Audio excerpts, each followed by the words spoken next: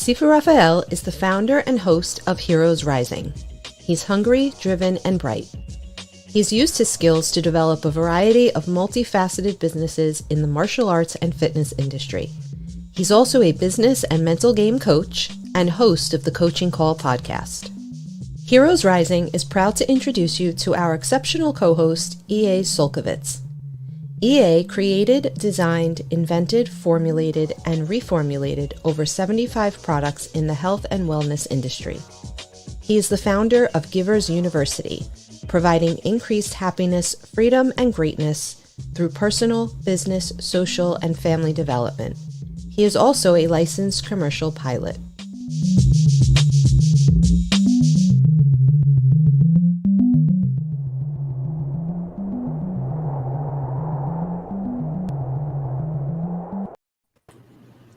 Hello, everybody. Welcome to Heroes Rising. I am honored, to be honest with you, with my guests and my co-host.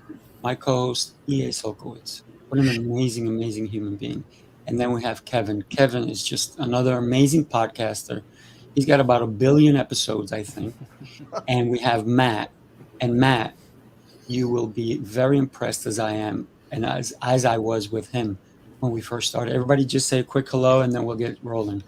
I just want to say hello to everyone. And as Jackie Gleason would say from the Honeymooners, I am humble. So, for all of you remember that show on TV. Before my day. I think it was before my day. You should check it out, though, Kevin. I will. It's really funny. It's on my to-do list. Yeah, There you go. Honeymooners. Honeymooners, yeah. So let's start off with, I want to talk to you guys about Matt. Matt, you know, what's in a name if you think about it, right? School tells you what you should learn, but Matt shows you how to learn it. This guy's just incredible. You know, we live in a world of information overload. Those who don't have a mental ability to keep up on the risk of being left behind, remember, school is going to tell you what to learn. Matt, he's going to show you how to do it. And it's so simple. Guess what? I have his book. What? Yeah, I know, right? He's going to teach, talk about mental tricks and tactics and techniques. You can only imagine that knowing somebody's name can definitely be great in a business situation. Do you know how many people have forgotten my name? And how could they even do that? But just saying. So he's going to have, audiences laughing and finding their way to success. Matt, my friend, take it away. Well, thank you. That was a very, very nice introduction. And I'm really happy to be here. When I talk about having the ability to learn things fast, I want to make it practical, not some esoterical mumbo jumbo, psychoanalytical stuff. I like to address things that you can do and use immediately in your everyday life. So, like, for example, have you ever met people and 5 minutes later you can't remember their names? Have you ever put down your keys, your wallet, your eyeglasses, and then later on you have to play treasure hunt to look for them? Have you ever parked your car in a lot and then flew into a panic because you don't have any idea where it is? Or you're reading a book or you're studying something, you get to the bottom of the page and you have no idea what you just read. Well, there are specific techniques that I wish school had taught me when I was young that help solve those types of problems and a whole lot more stuff as well. Sounds great. What do you recommend? What are some thoughts? I mean, let's just take a simple name, now as an example, and then I'm going to ask you after, what do you want to do, or how do you have any tools for people who want to forget the person they just met? So, that's a totally different thing. That's a completely different superpower. Or what if you want to forget your name? Because until I was 12, I thought my name was Go Chop Wood. So I thought that maybe, how do you forget those names? But what are some simple little, when someone first meets someone, and then you find out like 30 seconds later, they have to ask them what their name is again, because they weren't it didn't register. What's a quick thing where people, when they first shake hands or meet someone the first time, where they can make sure that memory's right there for them? That's a perfect place to start. Everybody wants to talk about memory. I actually approach it from the flip side. I like to talk about what I call forgettery. What causes you to forget stuff in the first place? And I have something that I teach called the 3 causes of forgettery. And so let's relate it to EA, like what you were talking about, is on the subject of names. All right, so the first cause of forgettery is that you don't get it. To forget is to not get. So if you don't get it, you can't keep it. So sometimes when you're meeting somebody and your friend introduces you and says, "Hey, I'd like you to meet my friend, Mr. blah, blah, blah," and you go, "Hey, yeah, hi, pal, how you doing? Nice to see you." You have no idea what the name is. You didn't get it in the first place. So first step, make sure you get the name. Now, sometimes they may have a name you've never heard before. It's a complicated name. It's a name maybe from a different culture. You know, they're not Sam or Bob or Bill or Kevin. And so sometimes you might need to have them spell it or repeat it, but people will genuinely be pleased that you're taking the effort. All right. So the second cause of forgettery is that you don't care. Now, sometimes people say, "But Matt, I care." Well, there's caring, and then there's caring enough to do something about it. For example, I know people who can name every player on their favorite sports team and all of their great statistics, and yet don't remember their wedding anniversary. Memory is selective. Maybe your mother or your teacher used to wag their finger at you and say, "You can only remember what you want to remember." Well, guess what? Mom was right. So you've got to care. So sometimes you're at a party and you're meeting somebody and you're going, yeah. Nice to meet you. Where's the food? Where's something to drink? Oh, who's that cute one over there? And so you need to bring yourself to the present. So number 1, you got to get it. Number 2, you got to care. But number 3, the third cause of forgettery is the big one. And that is that you don't believe. You know what you don't believe? You don't believe you have a super powerful memory right now. And the reason I know that is because I hear people say things to themselves like, "Oh, I can always remember a face, but I can never remember a name." Or, "Oh, I must be getting old."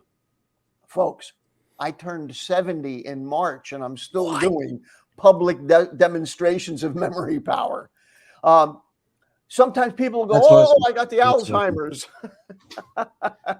Thank you. I had the foresight to select good-looking ancestors. And So what you're really saying is you just had the 49th anniversary of your 21st birthday. Is that what you're wait a saying? minute, I'm going to write Oh, that yeah, one yeah. down. Carry the I like 3. that. Remember to carry the 3. You got to. Where's my calculator? Yeah.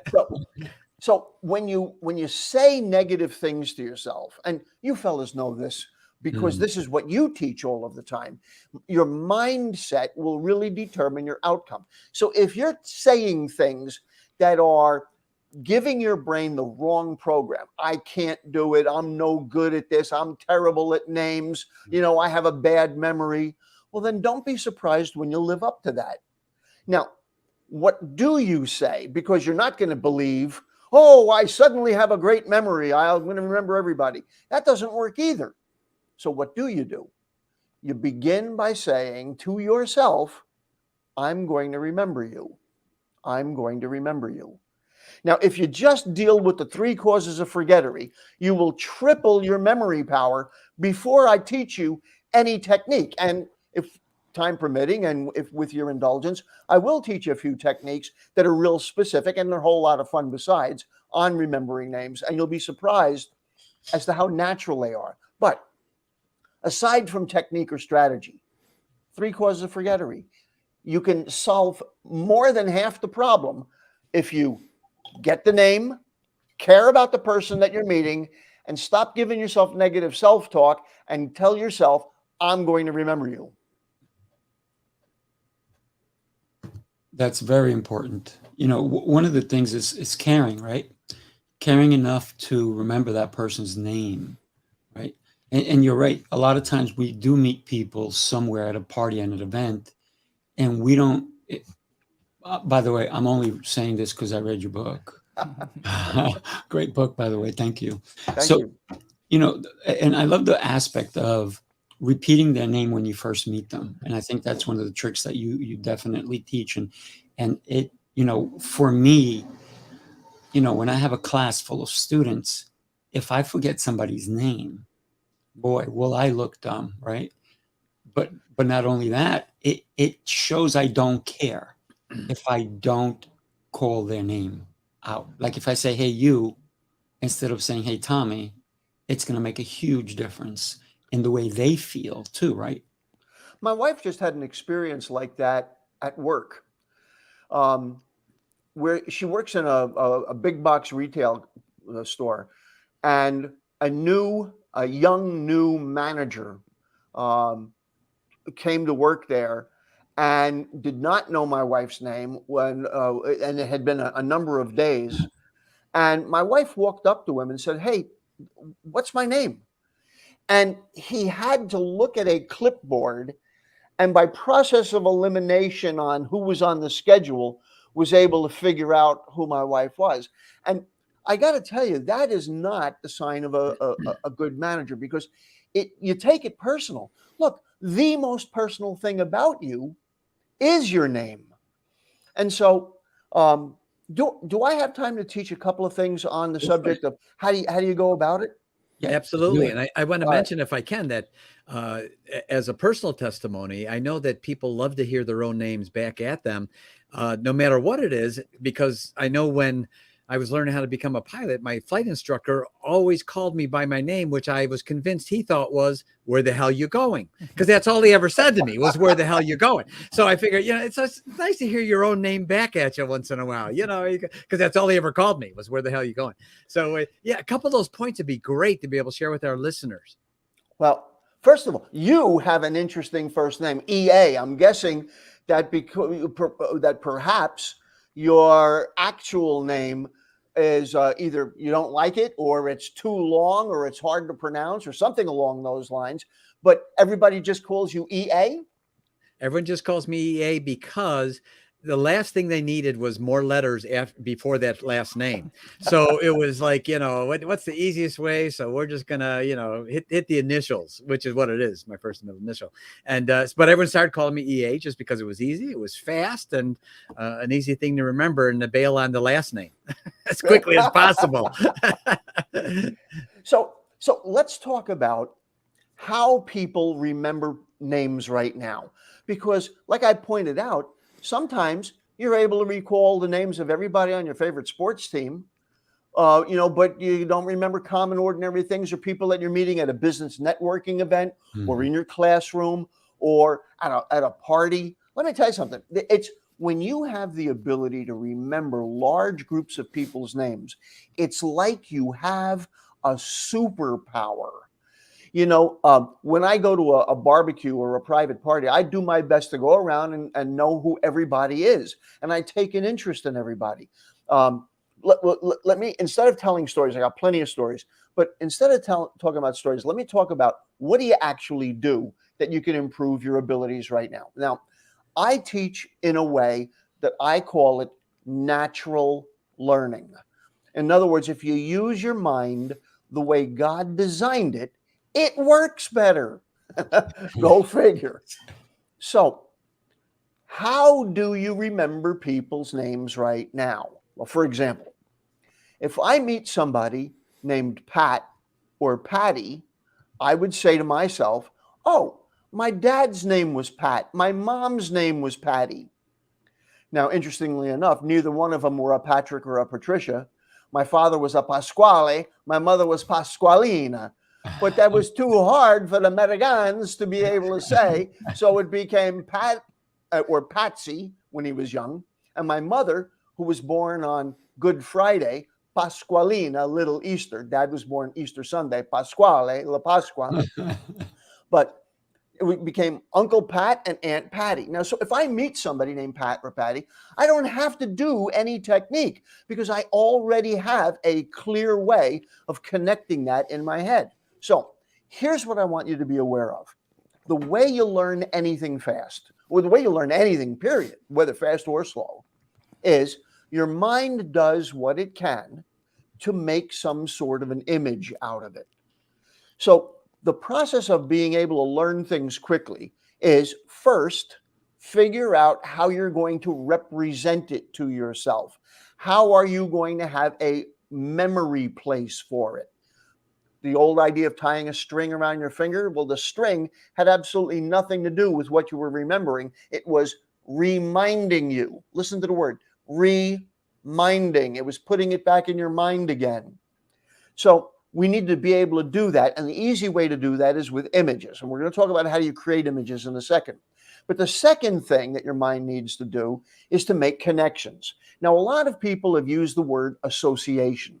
Now, I don't think that association is a very good word to use. If it were, more people would be able to use it better.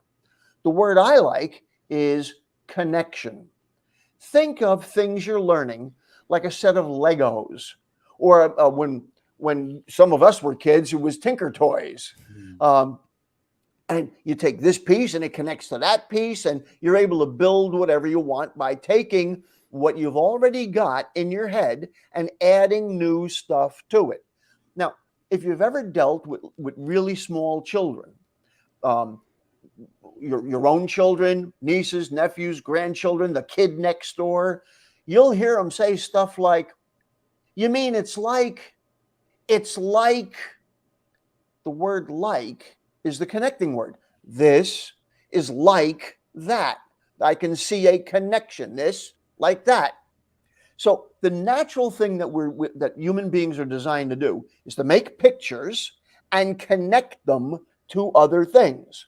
So the more you understand that, and the better you're able to use this overall master concept of creating pictures and making connections, you can learn anything at absolutely astounding rates of speed.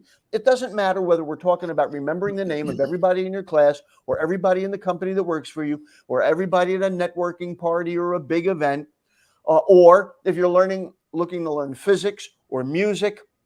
You can see behind me, I got a bunch of keyboards and stuff. For decades, I've been a working rock musician. And so I've performed with all sorts of different acts where I had to learn arrangements and what settings, and just a huge amount of stuff I had to remember. I had to learn the songs. I had to remember which song was coming up next. I had to remember what setting on my keyboards I was using for that song, and on and on. It doesn't matter. The process is exactly the same all the time. You're going to make images for things and you're going to connect them together. So how do you do it with names?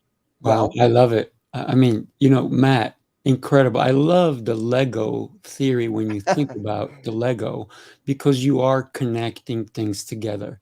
And I love the like also, this is like that, so that you can associate. I love the association part. One of the things that I love about you is that you make it simple to learn. I put all your links up there. Everybody check out his YouTube. Incredible stuff. And thank goodness I remember I have an amazing co-host. Let me tell you about EA Csolkovits. One day I'm going to get him to tell me his actual name, but we'll work on that, right? So I am humbled that EA accepted my invitation to be my co-host when I decided I was going to start Heroes Rising. He's not your cut-of-the-mill coach or mentor. He is like beyond, and he's funny as well. I mean, to me, he's funny. I mean, I think to many people he is as well. He's had presidents of companies, 50 at a time, pay him $5,000. That's $250,000. $5,000 each, $250,000 for 3 days of training. So, and he did that for 2 years. So I figured out I need to do the math. How much this guy earned only working in 72 days? 72 days, he made $6 million. Wow. So if anyone can teach you how to make money, EA can, that's for sure. He made his first million when he was very young. He is also the first person to have developed a scoring score for companies based on what his mentor Sam taught him. And what he learned from interviewing 1,000 millionaires, and they can only go on his show if they were legitimately millionaires. So he's done it. He knows how to do it, and he can teach you and me and everyone else how to do it. EA, my friend, take it away. Thank you for those kind words. And I was listening to you say those kind things, and I'm thinking, man, still not as long as my last name. So I better start working, and getting serious about this. And thank you for those kind words. And I can truly say, as I always do, it really was my mentor. I was what you could call intelligently ignorant. I just didn't know I couldn't do it. And I knew I didn't know what I needed to know. So I just listened to someone who knew it. And that really made the big difference. It really was. It was nothing special about me. Son of a milkman, janitor at 16 years old when I met my mentor. Nothing unusual. But it was the things I want to mention, talking about the 5 steps in being a millionaire, that my mentor taught me. So first of all, I want to say, I didn't make up any of this stuff. None of it. I was nothing more than a conduit. That means I will show you, you can do it. What? Anyway, so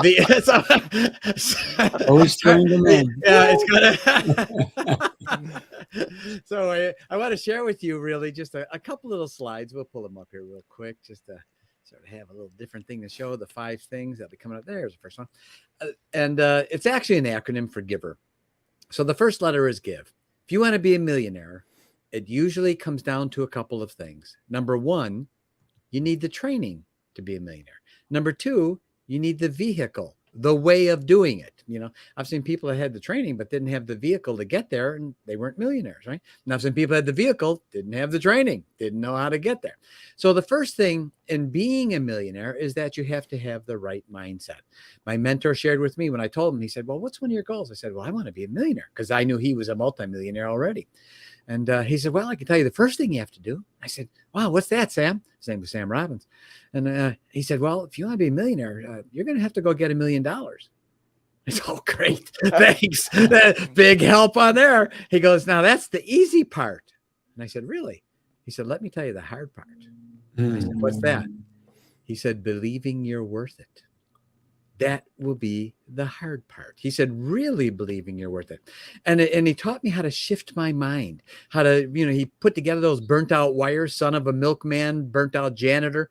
He put those burnt out wires together and taught me that it was more about giving than what I was going to be getting back. And that when I gave and invested and helped others, many times what I gave and invested and helped with others came back from another person, not the person I gave it to. And he said the following: people will take advantage of you when you're a giver. But remember, when they do, you are never diminished. They are. Big difference. Big change in mind shift. So the first thing in being a millionaire is have a giver's mindset. I was attending another function, and this gal was on there, and she was one of the speakers. It was sort of a speaker get together, talking for, before the event kind of thing. And she said, well, I don't like to share all my stuff with people because I'm afraid they're going to steal it. And I said, oh boy, I said, I'm an equal opportunity offender. So I have to say what I'm about ready to say. I said, I'm going to say it. We'll probably never talk again, but I have to say it. If you're concerned that when you share things with people that they're going to steal it, there's only one thing I can tell you. You don't have enough stuff, because why are you concerned? You should have so much stuff they could never steal it all from you. And by the way, I wanted to point out a little bit of predictiveness there, because I was right. She never talked to me again. Anyway, so the first thing is have a giver's mindset, not a taker's mindset. We actually have at Givers University what we call the 25 do's. These are the 25 things that givers do that takers do not do. And when we identify a person, we don't identify them we don't call a person a giver. We're identifying giver deeds. There's a big difference. We teach people how to separate the person who we love from their deeds, which we may not love. And the difference with also a taker, we identify a taker's deeds. So we teach people an observation skill that simply is not taught in discerning of relationships. So the first one is G. I want to, oh, there it is. Okay. I think I find next one. Next one is inspired. To be a millionaire, you've got to be inspired. If you're going to be a millionaire, do not be the person that brightens up a room by leaving it. What? Don't be that person, right? Be the person who walks in a room and you almost magnetically make the room. You say, well, I'm not cut out that way. You can be. You can be, right? And so be inspired yourself. And that includes having a big, definite dream. And there's a lot of aspects of being inspired. But part of being a millionaire is being inspired, because that will help you inspire others. When you give to others, that means give opportunity, give vehicles, give training, give it to them, enrich their lives, and watch how it comes back. And when you're inspired, you're going to be inspiring them, and that comes back to you as well. Critical part of being a millionaire is being inspired. Next part is vow. V is for vows. If you're going to be a millionaire and you want to be a millionaire, your word must mean something. Your yes must mean yes. Your no must mean no. When my mentor shook someone's hand, he always did the same thing. He shook their hand, looked eyeball to eyeball, and said, "My word is my bond." And I'll never forget how the first time I heard that, and it was sort of stopped me and gave me pause for a moment, because I thought, man, people don't usually say that. But the way he said it, you knew he meant it. He always looked at contracts as just really a clarity, formality kind of thing, because said no matter what it was. And I watched him over and over again through a number of years, meaning his yes meant yes, come hell or high water. His yes meant yes, and his no meant no. If you're going to be a millionaire, your word has to be bankable. They got to know when you say it, that's the way it is. Next, educated wisdom. Now, I share with you, over my blessed years, I have met many educated idiots. Educated idiot is a person who has all the book information. They can spew it back at you, but they've never done it themselves. When you have a mentor, make sure you get a mentor who has done it, not one that you're going to be paying for their education because they haven't done it yet. They're going to learn on your pocketbook, right? When you get a mentor, you want one that's done it. And don't be afraid to ask. Can I ask what you've done? Ask what you've done. And be willing to say, okay, no problem. And, just not have it be a good fit, because sometimes it's not, but also sometimes it is. Make sure when you first of all have a mentor. If you don't have a mentor, in my world, we have one word for that: naive. That's the word. If you don't have a mentor, we say you're naive. Because why would you invest all the time in mistakes someone else has? And an interesting thing about a mentor, see, an educated idiot doesn't have experientially all the things they need. Wisdom comes from the mistakes, not the things that worked. Wisdom comes from the mistakes and how they rose above it, and those temporary defeats that they grew on. That's where wisdom is, not what you're going to learn in a book. So be selective, be discerning with your mentors, and also associate people who have done what you want to do, not those that have just read it in a book because they can spew it back at you. So have educated wisdom, which is what the E is for. Our results: be willing to understand that everything, we actually, in Givers University, we coined a word called EAPOS. EAPOS is an acronym for everything is a percentage of something else. Everything is a percentage of something else. EAPOS. That means every action, every thought, everything we do can be broken down to smaller ratios and begin to quantify. When we, as a millionaire in puritanical terms means you have a net worth of $1 million or $1 million cash, right? And by the way, big difference in that. I became a millionaire in my 20s. First year I earned $1 million in actual salary in a year. I was 33. Was I anything unusual? No, other than I listened to someone who was a multimillionaire who said, don't do that, do that. And I said, okay. It was just that simple. Why do I think? And everyone today needs to be, they all want to be preeminent. They all want to know the answer. And my superpower was quite the opposite. I can tell you what it was. I had the ability to say, I don't know, but I'd love to find out about that. Could you teach me about it? Where everyone else wants to be the smart. My mentor said, if you're the smartest guy in the room, guess what? You're in the wrong room. Get out of that room, right? Go learn from other people. So results is and by the way, we have a YouTube channel we love to share with everyone. Go to YouTube and just put in Givers University, one word. That's all it is. And that'll pull up our channel. We have 2-minute clips we put out. We rotate them. Wisdom, wealth, and wellness are 3 W's of a giver. So every week there's either a clip on wisdom or a clip on wellness or on wealth. And so you go to our YouTube channel. It's all free, great information, 100+ interviews on there. And then also you can go to our website, which is Givers University, where we have courses and online courses where people can learn how to discern. It's a skill not taught today. How do we discern the people around us? Just like my mentor, I shouldn't say mentor. I was doing an interview and a guy asked me, he said, wow, this is great stuff. I read this book and this book said I should have 5 good people around me. I said, you're right. You should have 5 good people around you. I have a quick question. Which 5? And all of a sudden he stared at me with these little orphan Annie eyes, blank look. And I said, you see my point? No one's teaching us which 5. How do you discern who should you have closer in your life and who should you respectfully distance? Not rude or nasty, just respectfully distance, because you're observing taker deeds as opposed to observing giver deeds. Those are the things we teach. And again, we didn't make up any of these things. It's just condensation of the things my mentor just downloaded for years and years and years, and just so blessed to be able to make it available through Givers University. So with that information, I hope that helps everyone. Go to our YouTube channel. There's so much great information. We love to give it. We love to share it. We love to have it impact other people's lives. So we hope that you do that.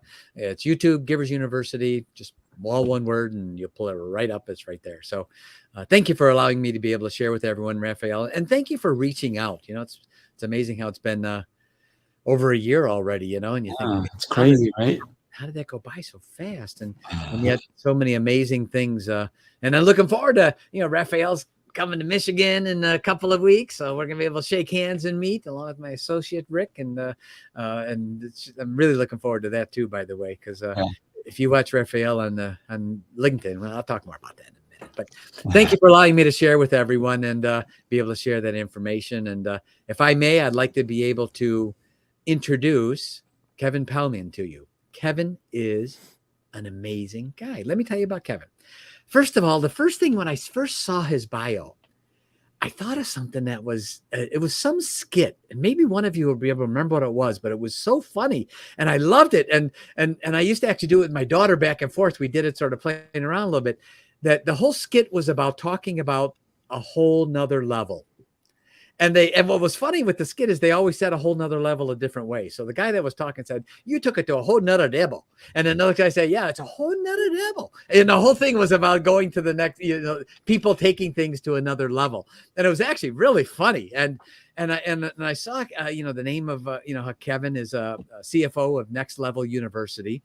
And it immediately came to mind of that humorous kind of thing. And yet I think one of the things that stuck with me was, I remember thinking how important it was to always recognize, number one, there's another next level, and that it should be something we should strive for. What is our next level? How do you better your best? And Kevin is one of the guys that can teach you, no matter how good you are, he's going to teach you how you can make your best that much better by taking it and bringing it to the next level. He's going to talk a little bit about what's called holistic self-improvement. His background speaks for itself. Over 1,000 episodes of reaching well over 500,000 people in 125 countries with Next Level University. And he takes a very non-BS, let's see, baloney. I don't know what that's that for. Anyway, so non-BS and approach to holistic self-improvement and how to teach others how to get to the next level. And that's something, if someone's committed to self-improvement, they're committed to self-growth, they want to know how to get to the next level. And Kevin's going to help us get there. Kevin, please share with us, buddy. Number one, thank you for the wonderful introduction, EA. I appreciate it. And I'm a very deep believer of something that you mentioned. My goal is to add as much value as humanly possible to everybody I come across, because I believe in the grand scheme of things, that's how you build a successful business. That's how you build a successful life. First thing I will say is many of us do not necessarily understand what success is to us personally. So our mission really is to help people level up their life, their love, their health, and their wealth. There's a lot of people in the world, specifically in social media land, who can say, hey, this is the way to have more relationship success. This is the way to have more business success. This is the way to have more health success. But there isn't necessarily a good place to go where people have everything. And that's the holistic approach that we want to take, where we can talk about mental, physical, emotional, and spiritual health. We can also talk about wealth. We can talk about love and relationships and our experiences. So one of the biggest things we have seen from our listeners, our demographic, is people struggle with either self-belief or they struggle with self-worth. I don't know if anybody has an accurate pulse on their actual level of self-worth. And this is my frame. Self-belief is your belief in your ability to build the lemonade stand. Self-worth is your ability to accurately get treated the way you should. So you don't let people come up and take your lemonade for free. You don't let people throw rocks at your lemonade stand. You don't let people talk badly about your lemonade stand. I think human beings are always either overshooting or undershooting. And we call it the drive to 5. So somebody who is very confident, maybe arrogant, they're like a 10. Somebody who is very insecure, they don't believe they can accomplish much. They don't believe they can get a mentor, to EA's point. That person's lower, so maybe a 0. The ultimate goal is to get to 5. You're humble, but you're confident. You know you need help, again, to EA's point, but you are confident enough to go find that help. You're humble enough to ask. You know where to look. And I think that if we can take a well-balanced approach to holistic self-improvement, starting with the self-awareness to understand who we really are and what we want out of life ultimately, you have to know what success is for you in order to actually achieve success. So that's pretty much our jam, is 7 episodes a week of health, wealth, life, and love. Podcasting is my baby, and I'm very, very blessed to be able to do it for a living at this point. That's awesome. What would you say, Kevin, would be that one of the biggest challenges you've seen people, where they say, yeah, well, I've been doing this, and we used to call them sophomores, the ones that they have the case of the arrivals, I've been around the corner. I know all about this stuff, and certainly to your point, there's a big difference between being conceited and being convinced. And I've always said, when you're conceited, you're on the soapbox screaming at everyone how great you are. When you're convinced, you just understand that you can do anything you want if you're willing to put your mind to it, and you get the right training and you have the right vehicle. So for the person who thinks they're at that optimum level already, or they think they've topped out, and their next level, they're at it and there isn't one. How do you help them overcome that? Or how do you help them work with that, Kevin? One of the best quotes I can give you is action is the cure-all. If you do not believe in yourself, you have to set up small wins for yourself to prove to yourself that you're more capable than you actually believe you are. If you think you can do anything, you think you're already to the top of the possibilities for you, you got to go try to do something hard. So my co-host and business partner, co-founder, is the most confident human being I've met in my entire life. And he came to me recently. We were recording an episode on Friday. And he said, I'm going to run a marathon. And I was like, cool, man, you do you. That sounds great. He's like, I'm going to do it Sunday. So 2 days from today, I'm going to do a marathon. And he has no marathon training. And he said, I think in my mind, it will be easy. I must prove to myself that either A, I can do it, or B, that I can't, and it will humble me. He is very aware of his human condition, that if he does not force himself to do difficult things, he will not remain humble, because he'll think anything is possible, which is one of my favorite things about him, but it can also be dangerous. But on the other end, if there's somebody out there who is on the opposite end of the drive to 5 and they don't believe in themselves at all, you have to start knocking down small dominoes. And that's how you ultimately build your belief. People say, I'm confident or I'm not. I think confidence is a spectrum. And a lot of confidence is based on your most recent and relevant information. So I had somebody reach out to me and I ended up doing a call with this person. And she said, I want to be a speaker and a podcaster like you. And I said, awesome. I know a guy. I can help you. I said, okay, let's talk about speaking. How often do you speak? And she said, not very often. I'm terrified. I said, all right, cool. Let's get you moving in the right direction. On a scale of 1 to 10, how outside of your comfort zone is it for you to go on Facebook Live right now and do a speech? And she said, 12 out of 10, I can't do it. I said, cool, no worries. On a scale of 1 to 10, how outside of your comfort zone is it for you to record a video into your phone and show nobody? She said, it's probably like a 1, okay? On a scale of 1 to 10, how outside of your comfort zone is it for you to record a video and send it to me from my eyes only? And she said it's probably a 5 or a 6. Perfect. That is the sweet spot. That is where you will build confidence through action with better results than you expect. So I would say whether you're high on the drive to 5 or low on the drive to 5, action is the cure-all because human beings need proof to be humble, but also proof usually for confidence as well. When you first connect with someone, Kevin, what are the first 3 questions you usually ask them that helps you get a handle about, on where they're at? One of the best things is, what book are you reading? That's one of my favorites. I like to say what is your greatest strength and what's your greatest weakness? Because if you ask somebody what their greatest weakness is and they say, I don't have one, that's a giveaway. And if they struggle to find the weakness, they probably haven't been focusing on that for very long. But on the other end, there's a lot of people out there, if you sit down and say, hey, what's your greatest strength? They pull back. I'm not supposed to talk about what I'm really good at. No, you can talk about that here. Like you're safe here. I think true humility is being able to own your wins and own your losses. So what book are you reading? What is your greatest strength? And what is your greatest, instead of weakness, we'll say room for improvement.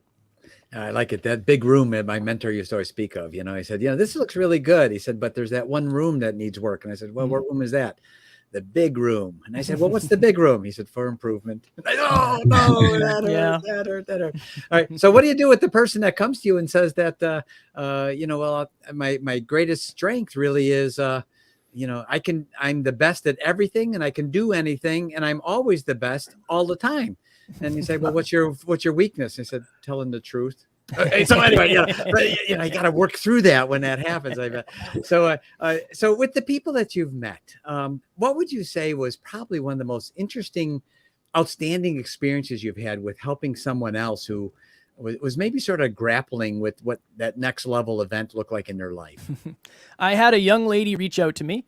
And she said, Kevin, I feel stuck in life because I'm afraid to have conversations with strangers. I'm not like Matt. I can't remember people's names yet. I'm not good there. I'm not good talking to people yet. And I said, no worries. Let's go to the mall and you and I will literally go up to people and we will start conversations.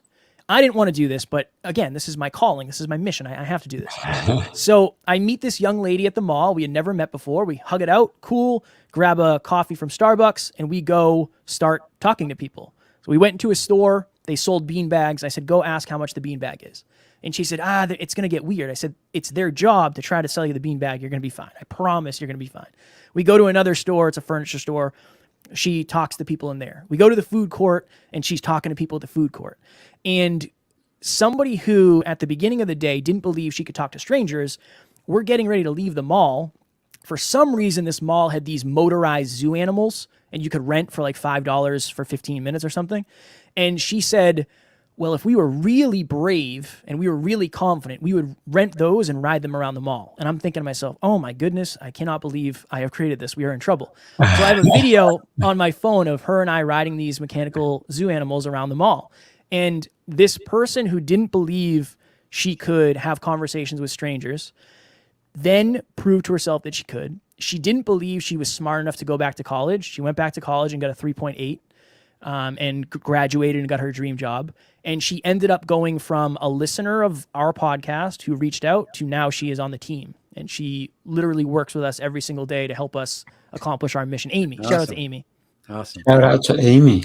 Wow, what a great story. And that's one of the things I'm sure that Kevin really enjoys with being able to, those are the payoffs, right? I mean, when you see people's lives change because you've been able to share with them from your experiences. And Kevin, great information. Thank you. And I appreciate it. We also posted in the chat how to contact Kevin.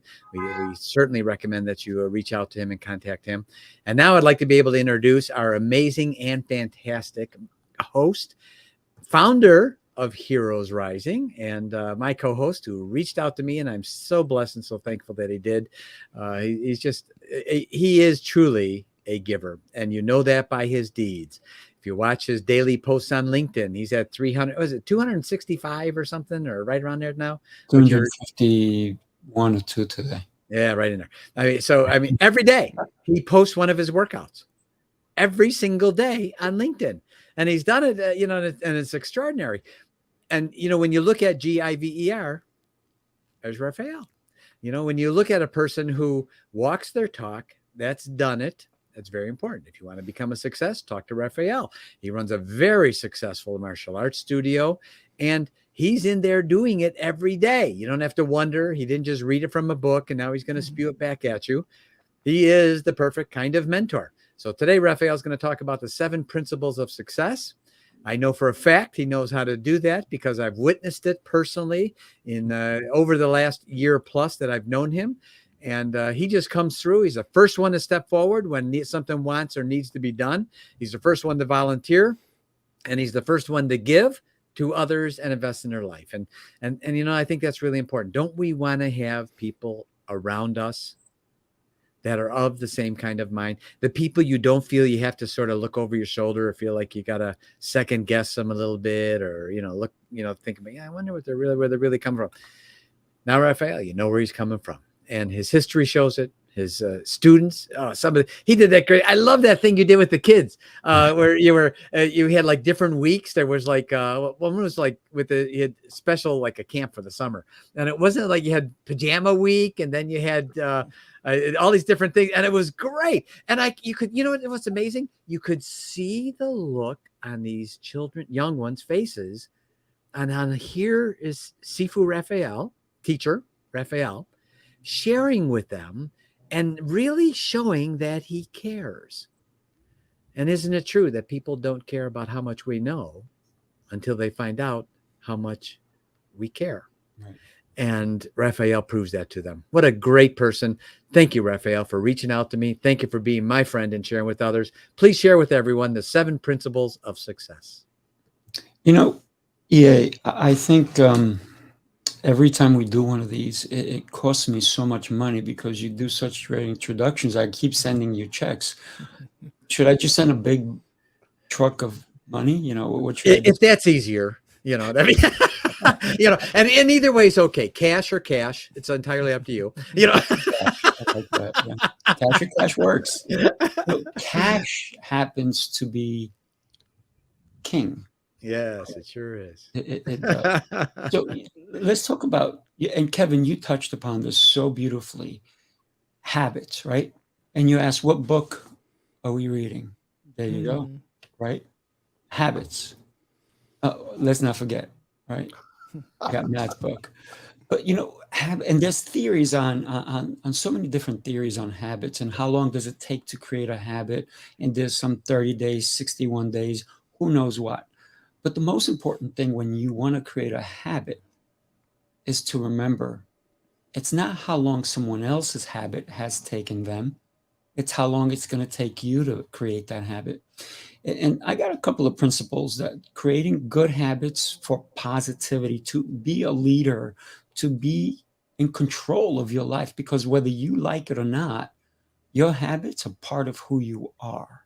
And Kevin, you definitely spoke about and how you changed this girl's beliefs through the small little habits, right? So all I say is, and you said it, start small, 1 step at a time. Listen, when you go up 1 step, if you go to the 2nd floor, you can take 2 steps at a time, and that's cool, but you still have to take another 2. You take another 2, another 1, another, in order to climb up the stairs, right? It's that simple. But you got to make it attainable. Think about walking up 50 stories. There's no elevator. Yet you have to get to the top. The top is the positive new habit, which can replace old ones. Here's the problem that people have. Oh, I have a bad habit. Yes, maybe you do. Maybe you smoke, maybe you drink, maybe you do something else that you should not be doing. How do we change those? How do we modify that? Because to get rid of a habit is extremely difficult, but change it. Replace that bad habit with a good one. Flip it, right? So you got to make it repeatable. Start small. Mark each step. Systemize how you do that, right? Start with a goal in mind. A new habit starts from a thought, right? And you guys talked about, we have that thought in our head. What should I be doing instead of this thing? Start with there. So you're working on your conscious mind, and eventually your subconscious mind, so that you can work on it even when you're sleeping. You know, tomorrow morning, I want to get up and go to the gym. Okay, that's nice to say, but if you take 0 action steps of maybe setting the alarm and maybe getting your clothes ready for the gym, or, you know, doing certain things that you will have success. And even getting to the gym, that's only part of it. Now you got to stay there. How long are you going to stay? Are you going to the gym to socialize? And people, please stop doing that at the gyms. That's not a place to socialize. There's better places, right? That's just my thought. I go to work out. So the information that we take on is going to change how you create that habit. So you got to be crystal clear on that action plan, on that goal. Maybe I want to stop smoking. Well, guess what? Unless you write it down, unless you put it down somewhere, unless you take mental notes, maybe what are the benefits of you not smoking anymore? Because there are benefits. To every positive habit, there are benefits. Negative habits, less positivity and more negativity. And a bad habit is full of negativity. You know, you may think, oh, you know what? I don't have time to grab dinner, so I'm just going to stop by the drive-thru. Okay.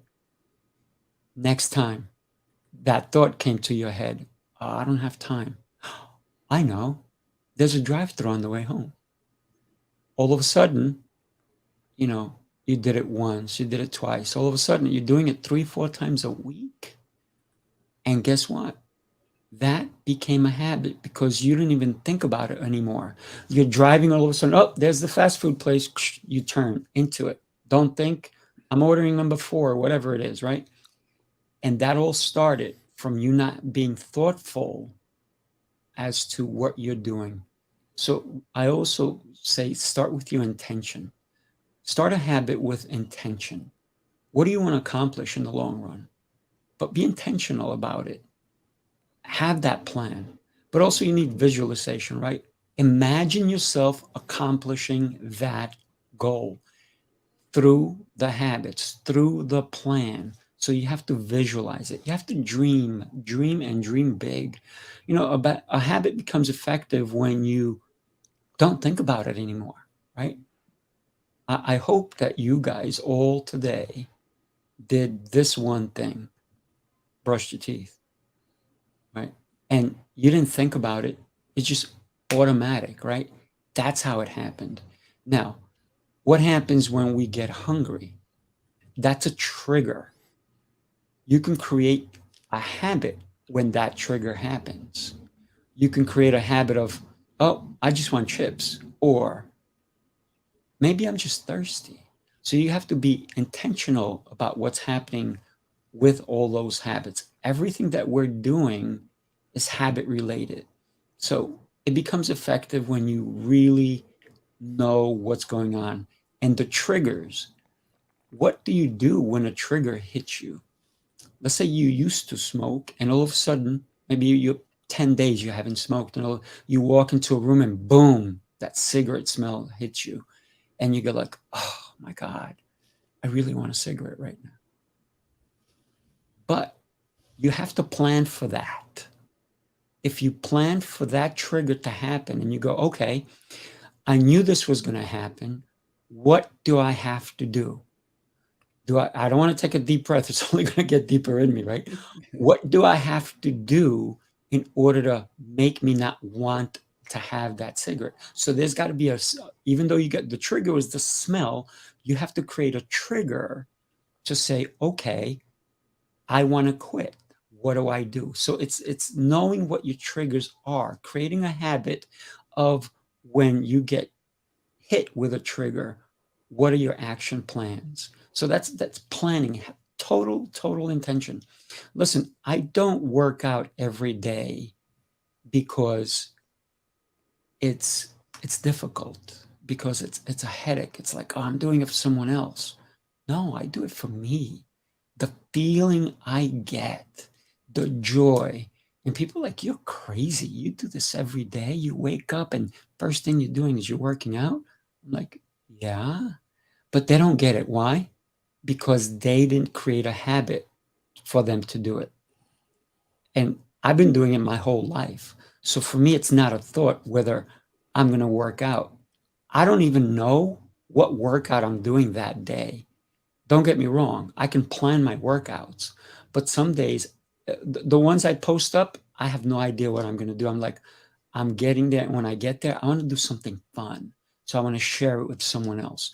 Yes, I have intention as to my regular workouts, what they are, because they're planned out. But when I want to share with someone, the reason I post is to encourage other people to get out of their own way. How old do you want to be when you die? If you knew what number that is, what would you do to make it so you're not living those last years in somebody's bed, in a hospital bed, right? Stuck at home because you can't get out, because your physicality is not the first thing you're thinking about today. If you're not thinking about your health, what are you doing? Come on, people. We have to think about our health, right? So your desire, what's your desire? Drastic changes will not allow good habit forming. It will not allow it. You know, and Kevin, your partner, wanted to test himself to run a marathon in 3 days, right? And great. But here's the thing. He's challenging to see if he can do it or not. And you're right. You said it. It could be dangerous. But it is something that he's willing to do. So if he's created a habit of always challenging himself, that's a good thing. But if it's a risky thing where his health is in danger, then that's not good. So we don't want to have drastic changes in our lives. We want to take those small, sustainable steps over a period of time. Because if you do something really quick, how many diets have people been on? There is no diet. It's a way of life. I'm not on a diet. I eat when my body tells me to eat. I choose my foods. They don't choose me. The billboard that I just drove by does not tell me, you better stop and eat this. The fast food places that I drive through on my way home, I only have a 6-minute drive. Can I tell you how many I see on my way? More than 20. 6 minutes. My gosh, could I stop at all of them on the way home? Sure. Do I? Why? That's not my intention. That is not my goal. So planning is everything. Plan on when you're going to eat, what you're going to have. And for everybody who claims they don't have time to make or prepare a meal, I got to tell you, you're full of it. And it's not good food. You're full of junk.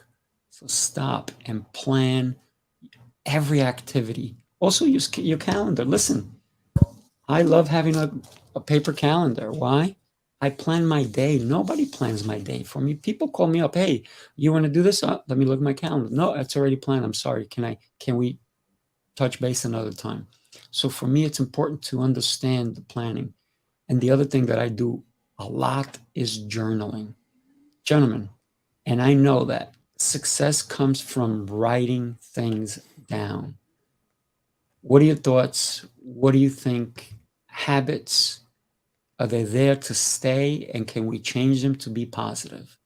Tell me your thoughts.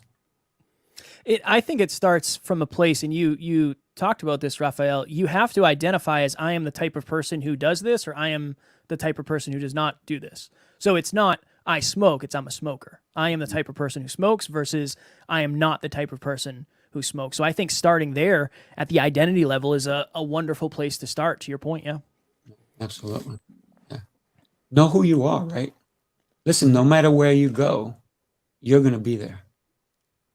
Right? Matt, what would you say is a good habit for people to work on their memory? I can answer that question the way my belated little Italian grandmother taught me. Pay attention. I love it. You know, there's too many people are going around oblivious to things around them. with the attitude, I can't do it. But if you just pay attention to things and care about the information that you're looking to learn, you'll always do so much better with retaining it. Oh, absolutely. If anybody's interested in contacting me, I have a link right there, kindly.com, Max Fitness. You want to have a conversation, you need my help in any way, you need me to motivate you. I have a 7-day a week program coming out very soon, and some people can join me if they like or not. Listen, the choice is yours. What do you want to do with your life? You have habits. Make them work for you, right? Be the leader that you're meant to be. Live the life that you can reflect back on and say, wow, this is an amazing life because of my actions. Your actions today will determine your tomorrows. Gentlemen, tell me one thing that any one of us said that is going to stick with you today. I learned a lot from Matt. I think everybody else, we were kind of talking self-improvement, which I'm very used to talking about. Right. But I think that sometimes when I meet people, I automatically, my biggest fear is, oh my goodness, what is your name? Because I know I'm going to forget it the second after you say it. So that's a good little reframe for me that I know I'll remember for a long time. And I appreciate it, Matt. Yeah. My great pleasure. Thank you so much. Of course. You know, and as a podcaster, right, Kevin, it would be terrible if you forgot your co-host or your guest's name. And I do a lot of research, Rafael. Yeah. I do a lot of research before. But I've messed up names when I pronounce them, of course, for sure. Oh, yeah. That's why I always ask them if they have a difficult name. I always record it, and I said, "Do me a favor, can you say your name?" And I record it. So I can practice it, right? We gotta think ahead sometimes. It's planning. EA, Like to close with a story. Oh, you would. Okay, before you do that, you know we have really, really amazing people who are going to be on our next. Who's going to be on our next Heroes Rising? Well, we got Scott Anderson and Julianne Bosch. Both of them were on my show. By the way, everybody who's ever been on Heroes Rising has also been on Coaching Call. So I want to thank you guys so much for being here today. Thank you for the knowledge that you imparted so freely, and you know the gift that you bring to people every day. It's just amazing. So thank you guys. Very good. And also, by the way, if you haven't gone to Coaching Call, which is Rafael's podcast, do it. It's worthwhile. It's follow it, subscribe to his YouTube channel, and just great information. And there's a reason why Kevin does what he does. There's a reason why Matt does what he does. There's a reason why Rafael does what he does. And for all of us that want to really, really excel and be exceptional, I'll share a story on why you should. There was a man who had a very, very fast horse, and it used to win the races. And he put it in a race, and sure enough, it'd come in first place. He put it in another race, sure enough, it'd come in first place. And it got to the point that the horse literally won every race the owner entered him into. And then it got to the point that it got a reputation, and the other horses wouldn't enter the race when they felt this horse was going to enter the race. He clearly had become the fastest horse.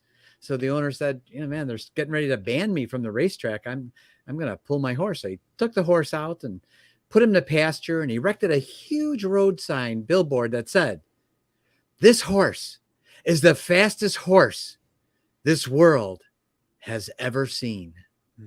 And then he let a couple of years go by, and he changed the name of the horse, and he pulled him out of retirement, and he started working the horse again. He worked him every day and worked him every day. And he started keeping track of the time, where the horse now was running faster than he ever did on his fastest race in the past. And he entered him in the horse race under a whole nother name. And that horse came in last place. And the owner, who was deeply surprised, pulled the horse again, put him out to pasture, took down the road sign, and put up a brand new billboard. And this new billboard said, "This world is the fastest world this horse has ever seen." And that's the reason why today it's not necessarily about learning something the best. We need to have the ability to learn it fast. I could learn Windows 95 the best, And how much good is that going to do me today, right? So learning things quickly is very important. That's why what Matt talked about, get his book, listen to Kevin in his podcast, listen to Rafael, learn how to do these things effectively, but also prudently and quickly, and watch how fast this world is, and for you to keep pace, because it's more exciting today to be in business, more exciting than ever before in the time. And this is a perfect time to be predictive, to have a massive life, to be exceptional, and to happiness, freedom, and greatness. So as we say at Givers University, and to all of our listeners, don't just have a good day. Have your best day ever. Absolutely. Thank you, gentlemen. It was an amazing pleasure to have you on this show. Thank you. Thank you for having me with. All right, guys. Take it easy.